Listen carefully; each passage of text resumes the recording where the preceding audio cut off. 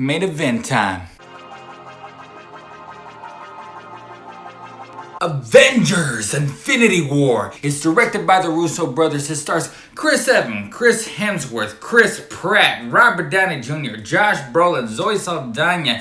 You name it, all of them are here. This is Marvel MCU movie 19 and it's all been leading up to this. From the first Iron Man movie, Infinity War is a culmination of this whole storyline that connected all these superheroes into one big epic. Just about all of our Marvel MCU heroes get the chance to meet up and face one huge big foe in the name of Thanos. Thanos is on his own personal journey to find all 6 Infinity Stones, put them in his gauntlet, and in his point of view, bring balance to the universe by destroying half the population. Tony Stark has been waiting for this moment. Gamora from Guardians of the Galaxy has been dreading it. This is an epic, ambitious, balls to the wall action superhero drama fest that will take you to certain places, explores new worlds, and gives us a future that, at least in our eyes at the moment, has been unforeseeable. So the anticipation of this movie has been sky high, like huge. Everyone's been talking about this movie. Everyone's been waiting for this movie for years. Ever since we had that first appearance in the first Avengers movie of Thanos, we go, okay, so what are you gonna do with this guy? And the biggest complaint that most people have when they watch these MCU movies is the villain. The villain doesn't get enough light. The villain doesn't get enough attention. It's more the same, it's more the same, it's more the same. So the anticipation that Thanos would be different is also at an all-time high, especially when you got such a great actor like Josh Brolin playing this guy. And rest assured, it works. It works. It works. I remember when the first Avengers was coming out and I kept on saying to myself, no, it just can't work. Too many superheroes in one movie, too many visions, too many perspectives. This is Jon Favreau's Iron Man. This is Joe Johnston's Captain America. This is Kenneth Branagh's Thor. How can all of them work together in one movie? And Joss Whedon pulled it off. Then Avengers 2 came out and we were just like, it's not working. Maybe it's getting a little too much. And the Russo brothers came with Civil War and we were just like, whoa. So this is just a sample of things to come, and that worked beautifully. And this movie really makes that scene in Civil War look just like an appetizer. Because in this whole movie, we have just about every character that I can think of at the moment. Scarlet Witch, Vision, Captain America, Thor, the Guardians of the Galaxy, Iron Man, Spider-Man, Doctor Strange. It's just the list goes on and on and on. And the biggest compliment that I can give the Russo brothers in this movie, all the character interactions work. Of course, you couldn't fill up all these characters into one big scene because then it would just fill up the whole screen and you couldn't be able to see anything. So the characters go in their own specific groups with their own specific subplots that are all happening at the same time. And for the most part, it works more than it doesn't. You have to really commend the ambition of having so many superheroes in one movie and literally making it work. I mean, Justice League basically imploded on itself and it just had like 5 superheroes. This one's in the dozens. And what really helps is that we have been following these movies all the way back to 2008's Iron Man. So we have seen these characters grow. We have seen these characters develop. We have been introduced to all these characters. So we don't have to waste time into all of that. The only introductions that we have to have is the introductions to each other. And then we can keep on going with the story. There's really only one character that we needed to introduce and develop. And that is our villain, Thanos. And the best thing that I can say about this movie is that from what I heard from the directors is that they wanted to make Thanos their lead character in this movie. He is the main character in this movie. And indeed, he is. He's the one that takes up most of the screen time. And he is a behemoth to watch. This is not your typical baddie that plots in a corner as he's laughing diabolically about world domination. You are watching a story of self-discovery and pain in Thanos as he's going through these Infinity Stones. The things he has to do, what he has to sacrifice. I mean, he is a titan not to be messed with, but you see this complexity in him because he's really just trying to, in his point of view, save the galaxy so that the living population can sit back and smell the roses. Literally, all the best scenes are with Thanos, and Josh Brolin is sensational. He's menacing. He's complex. At one point, he's almost sympathetic. That literally with Killmonger and Loki, Loki, he has risen above all them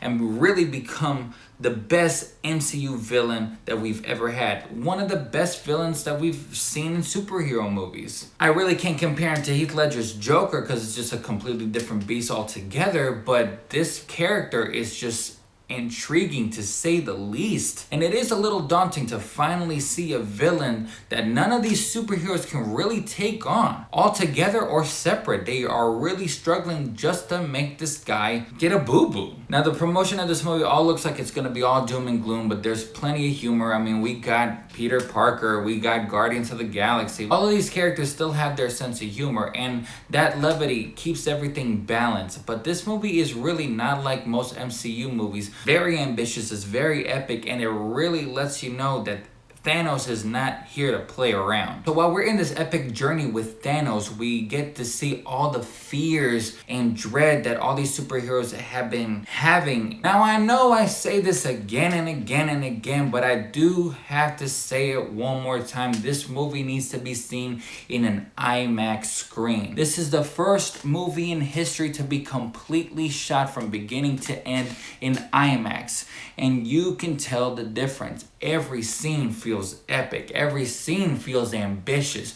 You actually feel the weight and the size of Thanos or Hulk or Thor as they battle in this movie. And there is a lot of action in this movie. Sprawled through this goddamn movie. And I know what you're thinking, well, do every character really has a moment? I mean, I feel like a lot of characters are gonna get the back burner here. Yes and no. This is an ensemble, so obviously we're not gonna get Black Panther as much as we thought we were gonna have since he just dropped his own movie. But everybody does get a chance to shine in this movie, and everybody has a lot of backstory into play. One of the biggest emotional storylines in this movie is Zoe Saldana's Gamora having the connection of being Thanos' stepdaughter. So there is this closeness, this love-hate relationship that they had, this fear that she has of him. That storyline has been built upon, and it is used extremely effectively. You also got to think about Tony Stark, who's been having these visions and these nightmares since the first Avengers. But altogether, not everyone has as much screen time as others. Winter Soldier doesn't get as much screen time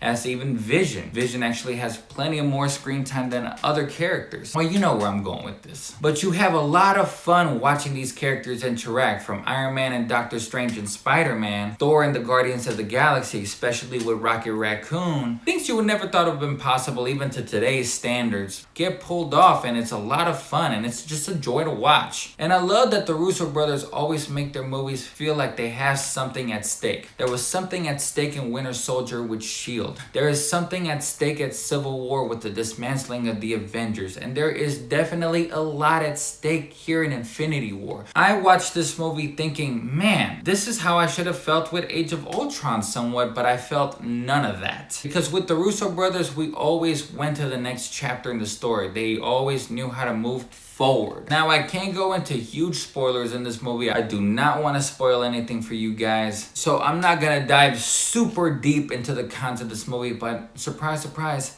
for me, there's not a lot of cons to give. If I were to give one con from this movie, it would be that the movie is just so ambitious and epic, of course, that it is way too heavy sometimes, and there's so many things going on all at once that you kind of just like lose track of everything. Just a little bit. But for a fan of Marvel, comic books, superheroes, just a geek in general of this kind of stuff, I can't imagine how people cannot be satisfied with this movie, because it really pulls off the impossible and gives you what you want. The last act of this movie is going to blow you out of the water. And I can't wait to watch it again. It has all been leading up to this, and of course we have another Avengers movie coming out next year, and I love the stakes that were brought into this movie, and I love the consequences. This movie shows what the MCU's been doing right all along, and how they take chances, they take risks. I mean, the Russo brothers literally had to formulate what made James Gunn's Guardians of the Galaxy work, Scott Derrickson's Doctor Strange, their Avengers, Civil War stuff, Ryan Coogler's Black Panther. all that jumbled together, and it works. It works beautifully. This is one of the few times that I feel like Too Many Cooks in the Kitchen made a nice little recipe. All in all, guys, you're gonna have a lot of fun. You might want to be careful on taking your kids because this one is... But you're gonna have a great time at the theaters. This is big box office, big budget summer blockbuster superhero movie, done with care, done with heart, done with laughs, done with terror. It's got a little bit of everything, baby. So I'm gonna give Avengers Infinity War a full-fledged 5 out of 5.